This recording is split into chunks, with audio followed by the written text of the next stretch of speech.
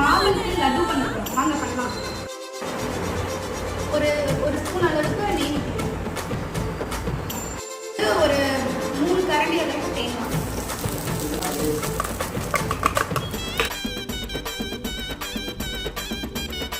தேங்காய் நல்லா ரோஸ்ட் ஆகுற வரைக்கும், அந்த ஈரப்பசை போகும்ல, அது வரைக்கும் நல்லா வந்து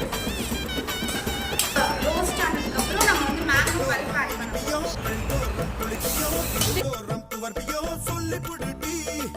என்னோட தேகத்துல அரைச்சுவையும் இருக்குடா, எங்க என்ன ருசி இருக்கோ டேஸ்ட் பண்ணி சொல்லடா.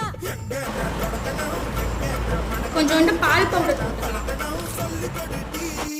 ஈசானி மூளையெல்லாம் என்கிட்ட தான் இல்லடா, என்ன நீ நினைக்கிறீங்க? நல்லா இனிப்பு வரணுன்றதுக்காக நம்ம வந்து பவுடர் சுகர் வந்து ஆட் பண்ண போறோம்.